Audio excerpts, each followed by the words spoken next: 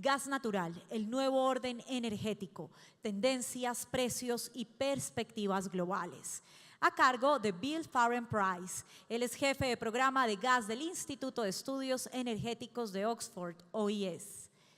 El señor Price es analista energético con más de 30 años de experiencia en los mercados globales de gas. Dirige el programa de gas del OES, donde gestiona investigaciones sobre mercados gasísticos, tendencias y riesgos geopolíticos. Ha sido ponente destacado en eventos internacionales como Flame 2025, compartiendo perspectivas sobre la transición energética y el papel del gas en el futuro energético global. Bienvenido, Bill.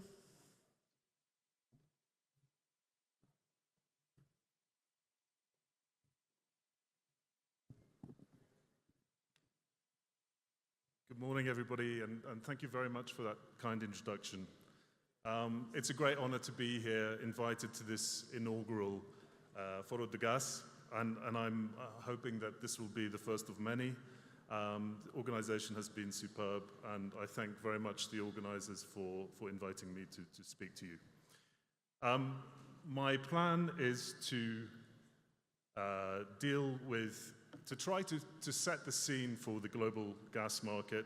And the way to do that, first of all, is to look at our baseline projections for global gas out to 2035. That's our medium-term outlook, to set the scene. And then I'm going to turn to the European short-term gas market outlook. This is really an update on Europe's experience with gas since the Ukraine crisis in 2022. So it's kind of a post-crisis update. Then I'm going to turn to the global LNG market outlook. And that, I'm happy to say, is really the benchmark for international traded gas. And we are beginning to see an easing of balances there. Which of course means lower prices in the years ahead as we see supply increase. I'm then going to move to Russian gas fundamentals and also the role of China, because I think that Russia and China represent, for two very different reasons, wild cards in the outlook for global gas balances. And then if we have time, I'm going to talk about some of the geopolitical elements in the picture for global gas that have become incredibly significant in this last, I would say in this last 6 months. It's been really quite significant. So, first of all, let's start with the medium-term outlook, global gas out to 2035. Just to say that these projections are built on our baseline scenarios that we run through Nexant's World Gas Model. So it is a modeling exercise, essentially. So first of all, world demand. As you can see, there's an increase in global gas demand. That's not surprising out to 2035, about 16%. But interestingly, about half of this growth in demand is Middle East and China. And as I'll explain later, there's some fairly big question marks about the China element of that. We think that as this increase in LNG supply builds out over the next few years, we could see even more growth from Southeast Asia, ASEAN countries, and South Asia as well. So there could be even higher demand from those countries, but I think that they are relatively price sensitive, so that's something to bear in mind. European demand continues to fall slightly, and I will get into the European picture in more detail later on.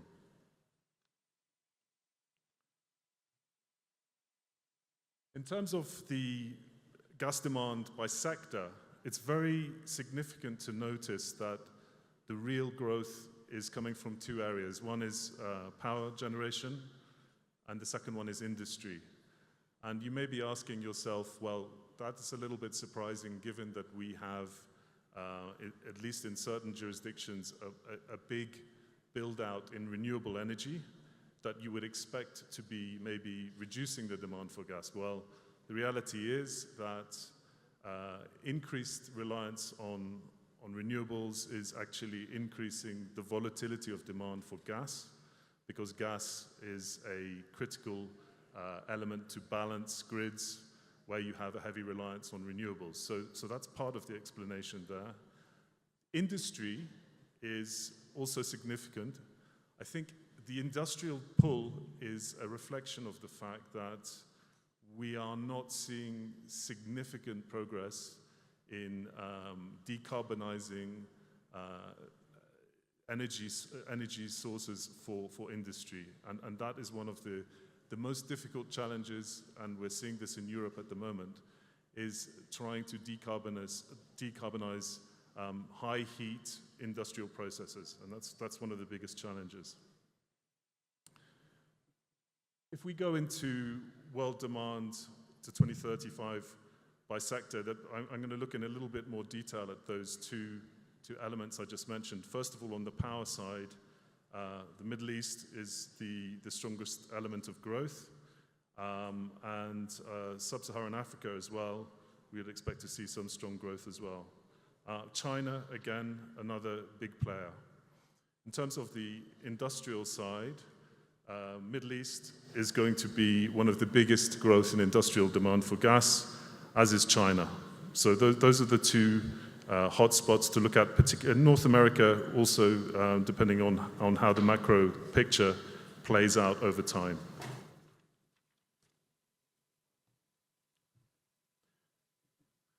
In terms of world gas production by region, it won't surprise you to hear that, at least in this window out to 2035, the big growth is coming from the Middle East.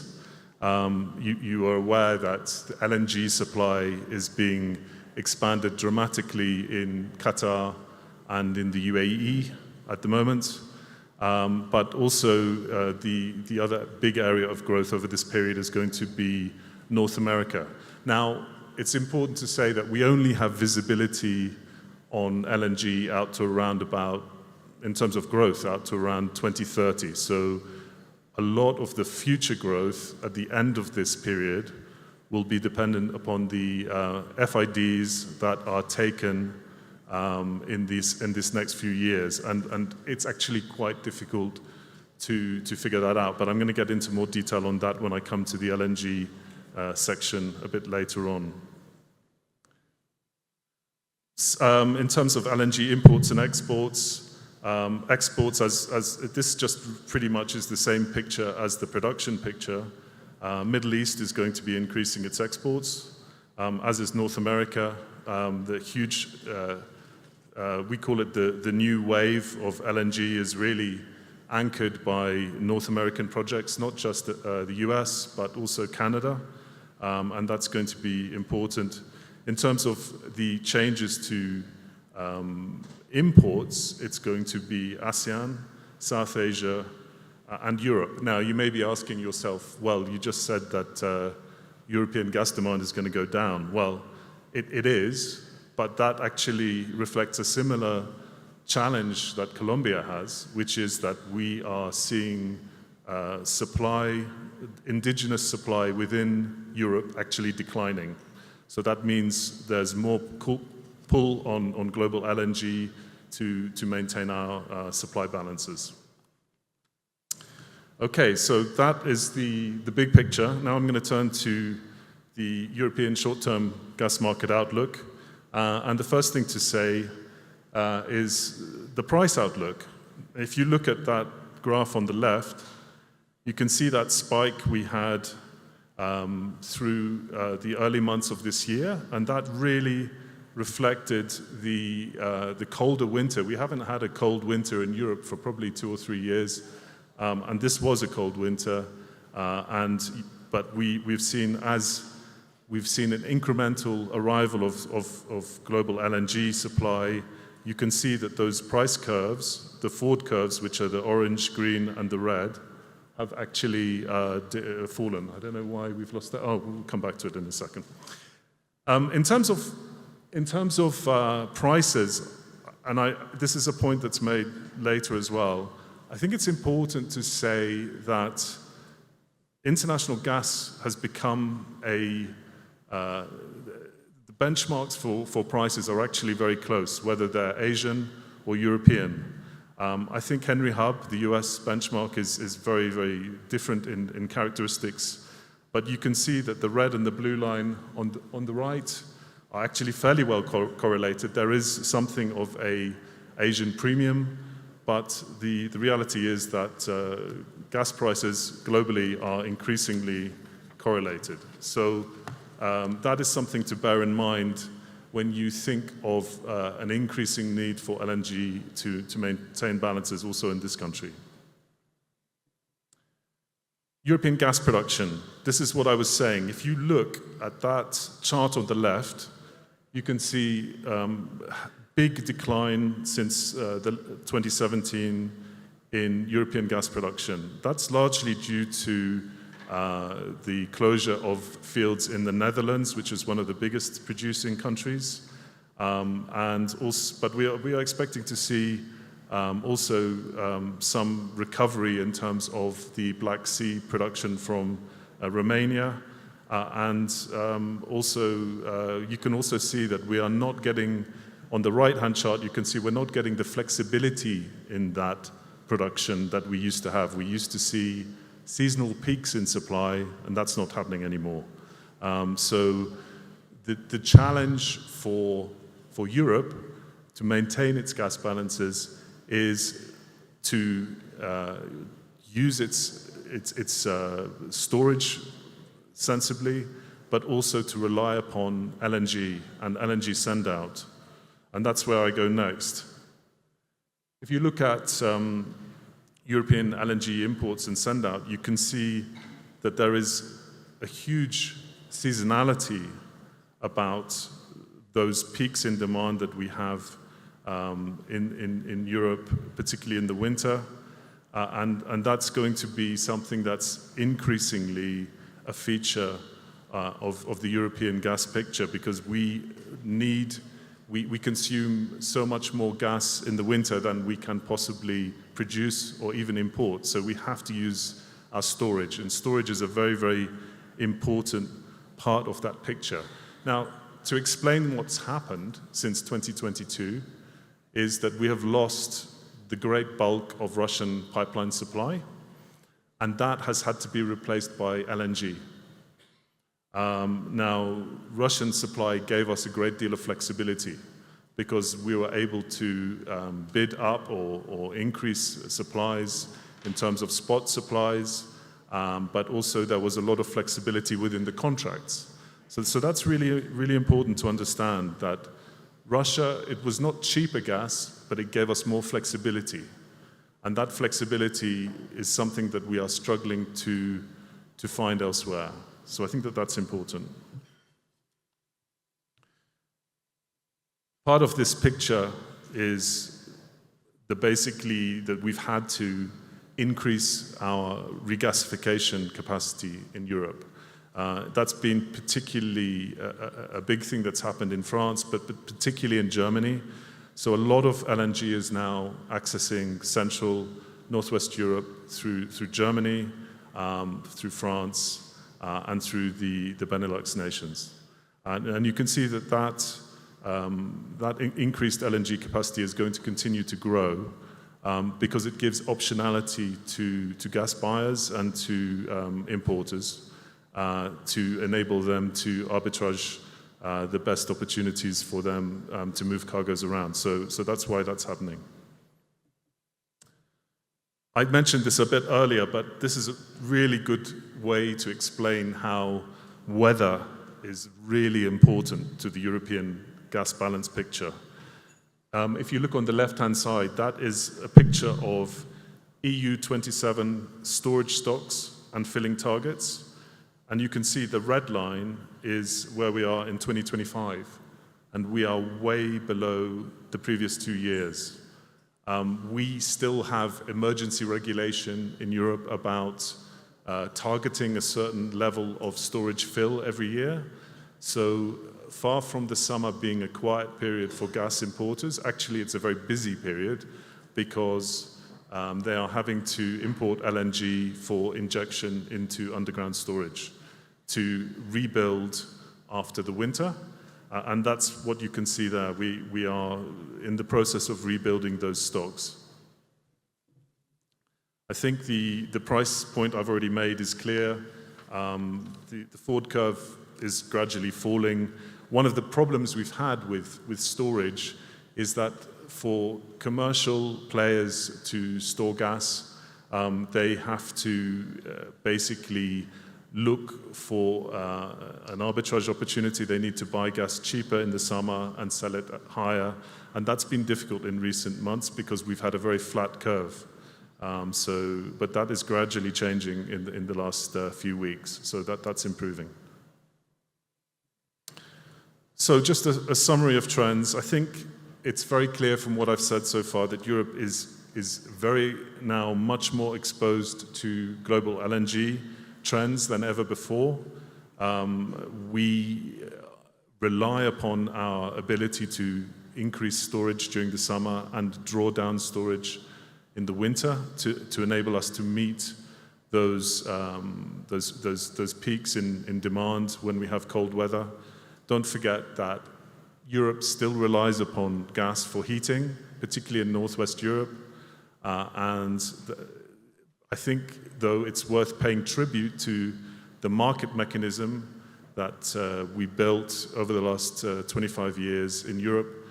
And that was what enabled there to be no physical shortages when we lost Russian gas in 2022. Albeit there was a huge price to pay, and that price is still playing out in terms of the impact on industry, on end users, and certainly on inflation. But I still think it's a tribute to the market design that we were able to draw those extra cargoes when we needed them. So that's important. I'm going to switch to just say a few words about the demand outlook. Just to repeat, you can see very clearly that from 2021 through to 2024, we've seen a decline in aggregate gas demand. And absent a cold winter over the last 6 months, we would see 2025 probably lower this year than it was last year even. So in aggregate, the European gas market is getting smaller. But I would say that it's still very, very dependent on weather. If we have cold winter, then we really can draw down stocks very, very quickly.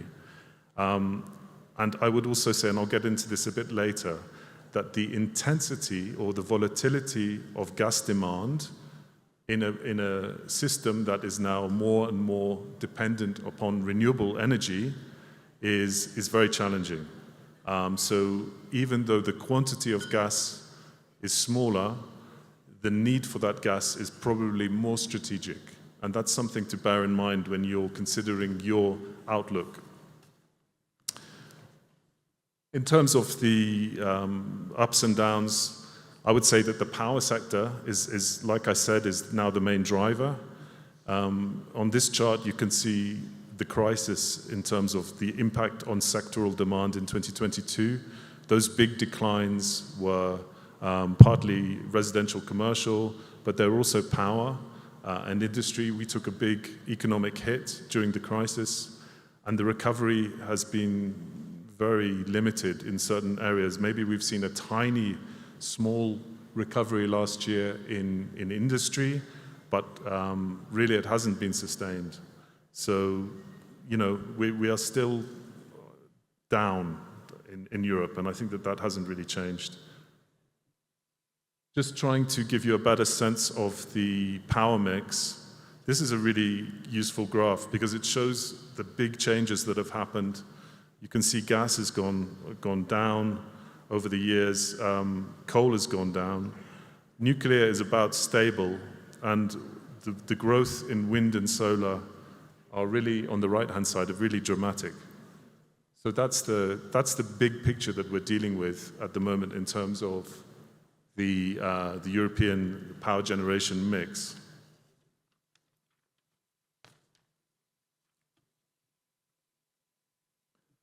Another way of looking at that is this graph shows you the seasonality of demand. You can see there that you get a lot of solar peaks during the summer. That's not surprising. But what you also see is coal is down. Now, coal is being phased out in Europe, as you would expect. But coal actually is a really important potential source of grid balancing. It enables you to run thermal power generation and be a good balancing element to renewables. And so if you don't have coal, then you need more gas, or potentially nuclear as well. So that's something to think about. I talked about these episodes where the German word Dunkelflaute has been used a lot in the financial press. That's periods during the winter where we have very little renewables because it's cloudy, so no solar, limited wind, but it's also very cold. So you have a double hit on gas demand for heating and also for power. And you can see the inverse correlation between gas demand and wind very clearly in this chart, something to think about. This is one of the lessons that we are learning as we develop a more decarbonized grid. Okay, so I'm going to move on now to LNG. I'm mindful of time, so I'm trying to keep things fairly brief. First of all, prices. I've showed this chart before, but I think it gives you a good sense of, this is front-month LNG benchmark prices in terms of European and Asian ones. You can see the correlation there is pretty clear.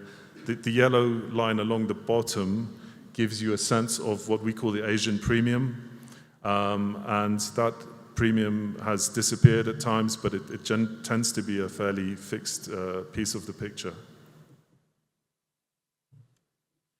This next one gives you a sense of the growth in global LNG supply over the recent years. I would say actually that it's been fairly flat in the last two years. The real change will probably come in the next 6 months and into 2026 and beyond, when we expect to see those global LNG export growth wave that I talked about starts to become a bigger thing. And you can kind of see that on this chart. In the last 6 months, we've started to see those blue bars, which are US, the growth starting to hit from there. And that is a trend that we will see more and more, particularly as we see the Plaquemines and the Corpus Christi expansion build out in the next few months, and in the next 12 months, I would say. And also Canada LNG is going to be a big player. In terms of global LNG imports, you can see here there's a lot of seasonal volatility. That's hardly surprising. And interestingly, on that right-hand chart, you can see the impact of the cold European winter on global LNG imports. And you can see that very clearly. So that's interesting. I've talked a lot about the new wave of LNG export projects to watch. They're all listed here. I think it's going to be interesting to see whether they are delivered on time.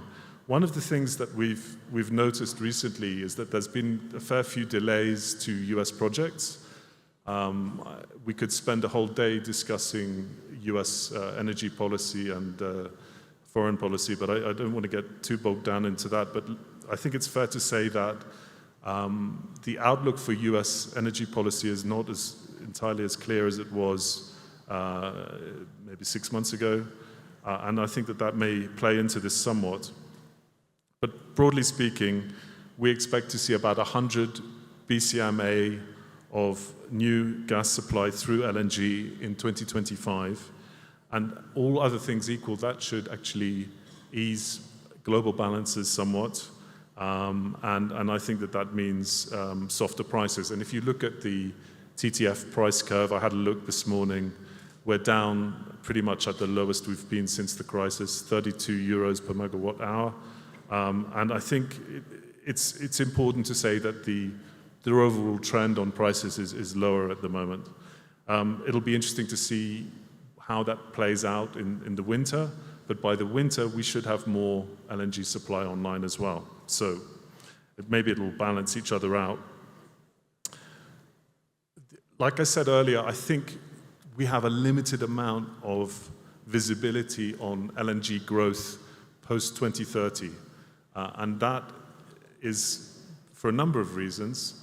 I think the capital requirements for these projects are very, very high. Like I say, I think that there's a certain amount of uncertainty about US policy and regulation. And I think the other thing is that, and I'll get into this with China and Russia, but there are huge uncertainties about supply and demand in those two countries, respectively.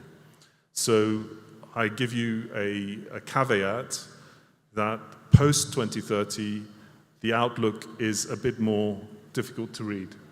But you can see in the top of that chart, the pale blue is reflects planned projects that have not taken FID yet. So there may be more of those coming, but until they take FID, we can't count on them entirely.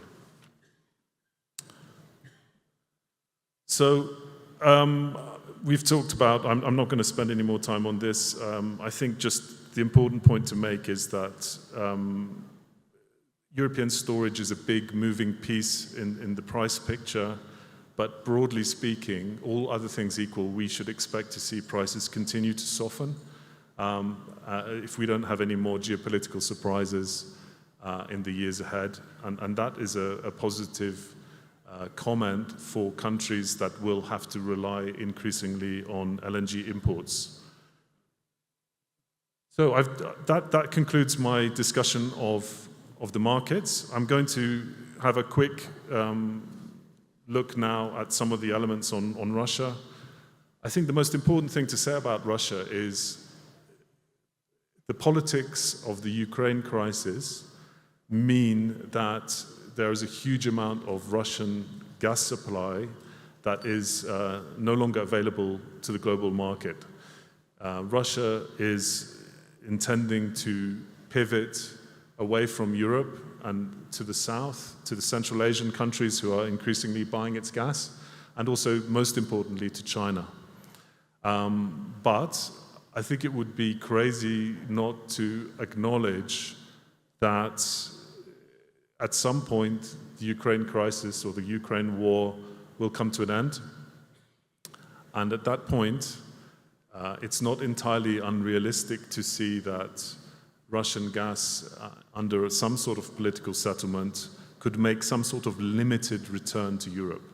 If that happens, you can expect to see that that will push prices lower. So I think that that's something to bear in mind.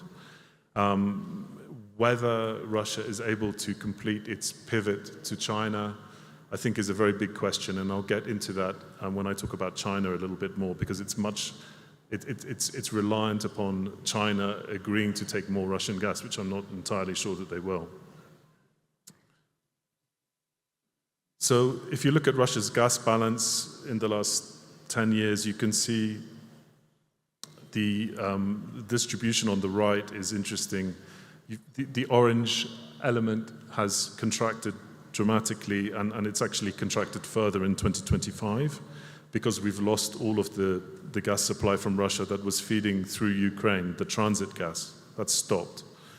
And as you may have heard in the news, the Europeans are now developing a proposal to completely ban all Russian gas from 2027, which will mean the requirement for more LNG into Europe to make up for it. At the moment, Russia is still supplying LNG into Europe under long-term contracts, and also some pipeline gas through Turkey. So there is going to be definitely a greater squeeze on Russia's European gas exports over this next period. But I think everybody should be aware of the potential for a U-turn on all of that. That's important. I think this map gives you a good sense of how the whole Russian upstream system was designed around feeding European customers. And you can see that from the pipelines that head from Yamal all the way southwest and into Europe, and very limited pipeline infrastructure in the Far East to feed China. And that's one of the biggest issues is right now, is China prepared to finance the construction of new pipelines such as Power of Siberia 2 to meet its needs? I would argue that unless China gets a very big discount on the price, they probably won't go for that. However, it's also true to say that Russia has huge LNG potential.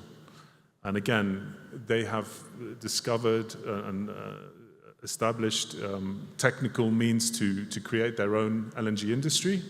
They have solved some of the technical challenges of that. So now the real limit on Russia's ability to export LNG is really the threat of secondary sanctions from the US, largely. So we should wait and see whether the Russia-US relationship improves, because if it does, it could have a significant impact there.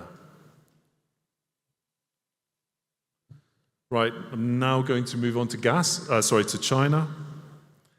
I think the most important thing to understand about China is that while we expect the role of gas to increase in the Chinese energy mix over time, the Chinese have proven themselves to be, I would say, not exactly strategically committed to gas as a concept.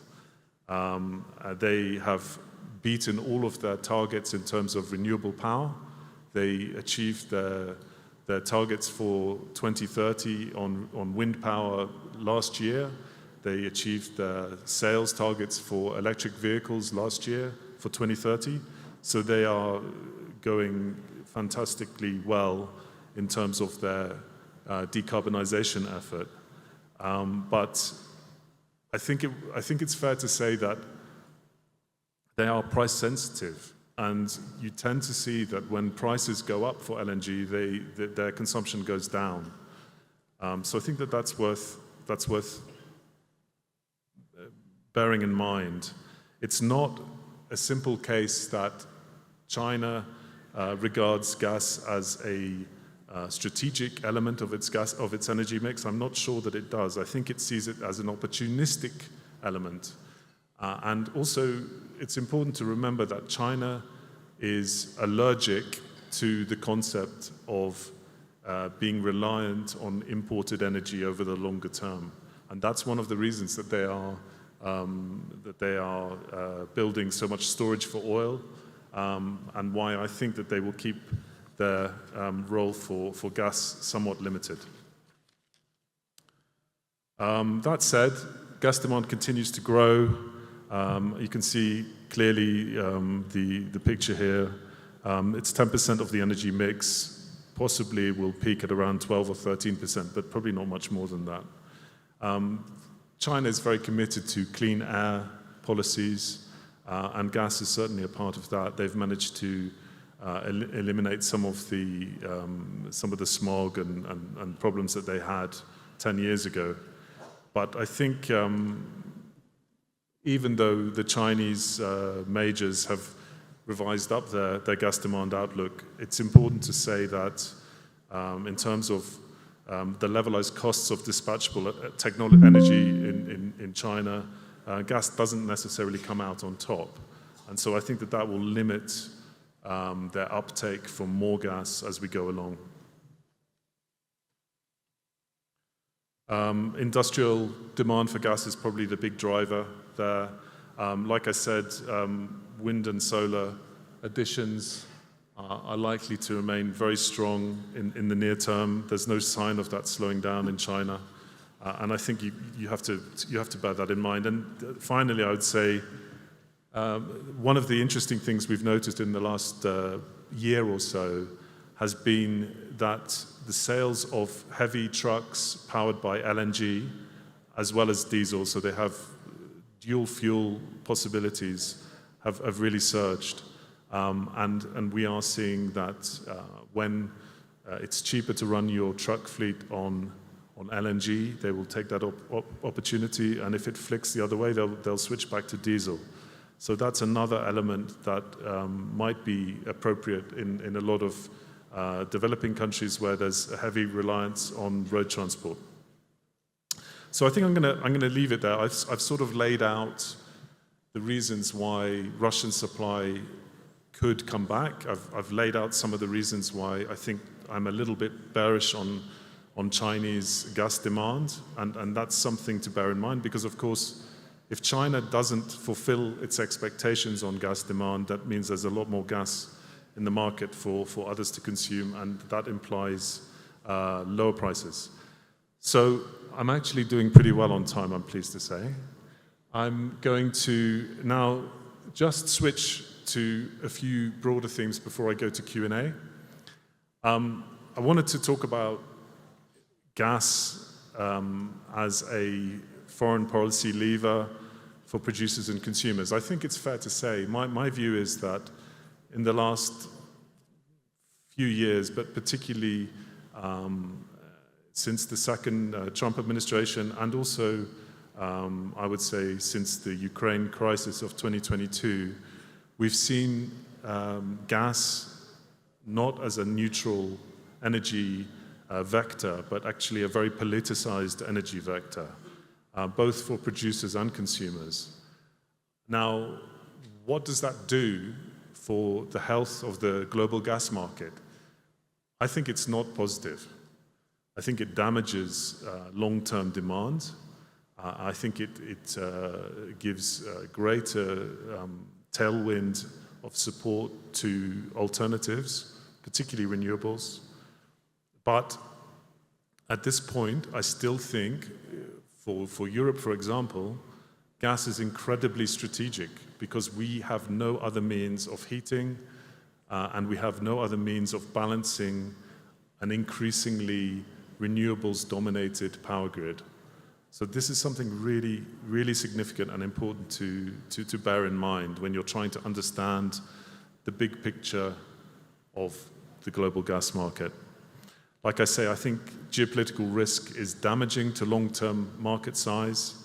And the other thing I kind of touched on a little bit earlier is price. A lot of the growth in the projections that I showed you for the medium term to 2035, we assume that price is not going to be a factor in the growth in demand, particularly in the ASEAN countries and in South Asia. But the reality is that price is incredibly important. And we can already observe that above a certain price level, India, Pakistan, Bangladesh will not be able to finance LNG imports. So I think price sensitivity of demand becomes an important study that needs to be done. And you need to be able to have a multi-country view on that. That's something that's very important. And then really the whole question of this whole presentation is, what is gas's role in the energy transition?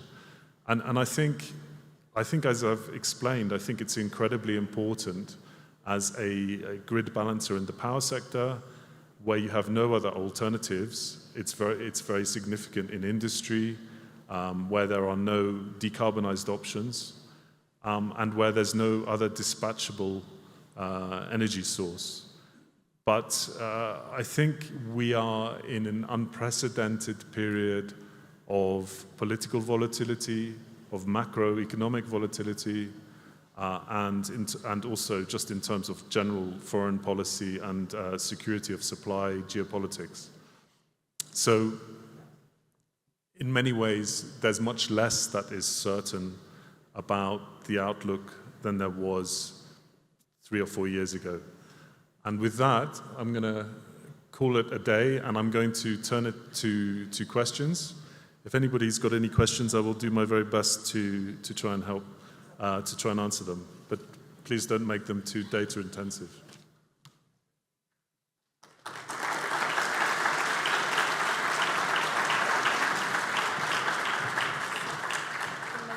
Thank you, Bill. We have 3 questions for you. Thank you. Los voy a leer entonces. Hay unas que están en inglés, las voy a hablar en español para que todos entiendan cuál es la pregunta. La primera pregunta es, ¿cuál es la mirada desde la academia a lo que ha venido sucediendo en el sector de gas en Colombia? ¿Qué proyectan para el futuro del sector con la coyuntura de las energías renovables? So I'm not an expert on Colombian gas, but one thing is quite clear. You have a similar, like I explained, you have a kind of a similar dynamic to Europe in some respects, because you have declining domestic supply, which implies, all other things being equal, that you have to either rely more on LNG, and that means that you have exposure to global LNG prices. Now, I explained, I think that those prices are generally becoming lower, so that's positive, at least for the next few years. So you have to believe in those supplies. You have to believe in them sufficiently, maybe to sign long-term contracts instead of buying in the spot market.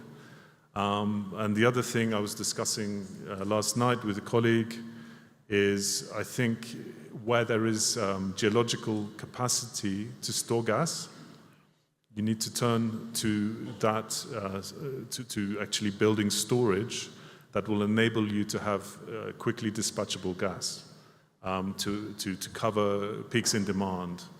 That makes a lot of sense to me. Now, in terms of the type of upstream that you might want to be considering, I think that there is a general global situation at the moment where capital available for expensive deep water upstream is becoming more limited. And I think that those projects now represent relatively high risk because of the capital commitment required.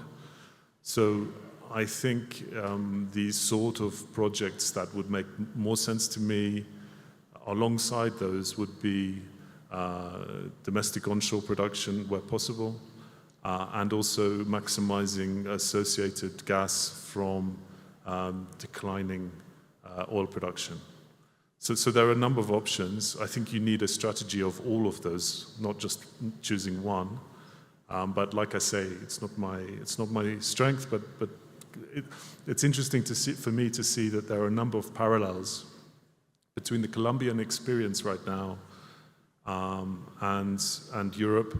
And I would also like to say that none of this political sensitivity or regulatory sensitivity is abnormal right now. It's everywhere.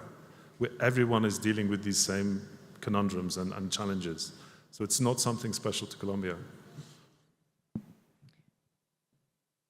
Okay, thank you, Bill. La siguiente está en inglés, la voy a traducir para que todos la lean, y dice, es de la empresa Petrobras. Dice, ¿está Europa, como algunos rumores sugieren, considerando desarrollar proyectos de fracking en Polonia para explorar alternativas y reducir su dependencia en las importaciones de gas desde los Estados Unidos? The answer is no, as far as I can tell, because that's in the hand of the international upstream companies, and there does not seem to be specific focus right now on shale gas. The big progress that's actually being made is in the Black Sea right now with the Neptune discovery, which should come on stream in 2027, and that should alleviate some of the political crunch that we have with Hungary and Slovakia. So actually, it's more conventional gas that is being successfully looked at. Actually, if you look at the potential for more supply from Asia, from Azerbaijan, or from North Africa, from Algeria, Libya, really there isn't any prospect for that. And even East Mediterranean gas, although there are very significant reserves that have been discovered in Israel and Cyprus now as well, the reality is that this is a regional gas market. I don't think it will reach Europe. Egyptian demand is so high and so growing, so the growth is so strong that it remains a bubble, a regional market that will service itself. So the answer is no. I don't think shale gas is going to be a big thing in Europe, but there are a bunch of reasons for that are not just economic. They're also a bit political as well. Okay, thank you, Bill. Tenemos dos preguntas más. Voy a hacer la siguiente, a ver si alcanzamos porque nos quedan solo 3 minutos y medio. Entonces, también está en inglés. ¿Puede compartirnos sus puntos de vista en los factores claves de éxito para las nuevas exploraciones de gas offshore del Caribe que se esperan entren en el mercado en la siguiente década? Are you talking about Colombia or globally? ¿Colombia o globally? Yo creo que Colombia. Yeah. And I'm not familiar with the economics of the projects, but I mean, the advantages that Colombia has is it has a pipeline network. It is able to, it doesn't have to build everything from scratch, so that's really important.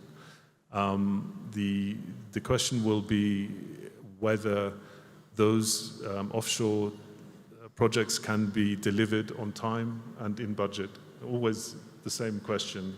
And as you've seen with Brazil on the oil side, it's not always possible to deliver that.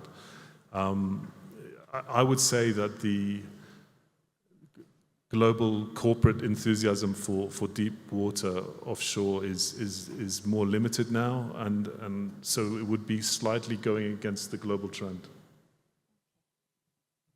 Okay. Tenemos una, yo creo que alcanzamos una más, the Energy Advisors. Varios papers académicos han indicado que la demanda de gas natural en Europa está declinando por la relocalización de industrias. ¿Sabe usted dónde se está relocalizando esta demanda?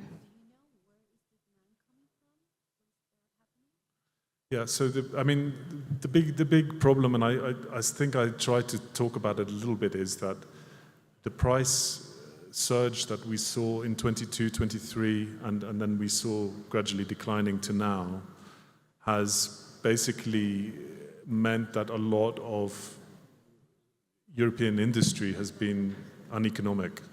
And we've seen a lot of industrial activity shut or transfer out of Europe to North America, or even to China.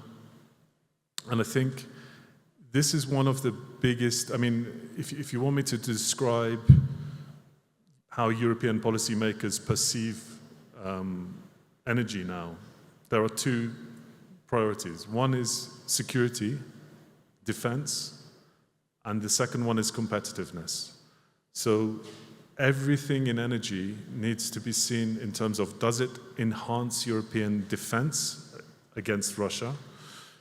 And does it increase competitiveness of our industries? And those are the two overarching priorities. There's a lot of discussion in Europe right now about how to regenerate competitiveness in terms of energy prices. I think it's coming anyway. It doesn't really have anything to do with regulators or policymakers. But it's a big topic right now, and we're discussing it a lot. All right, thank you very much.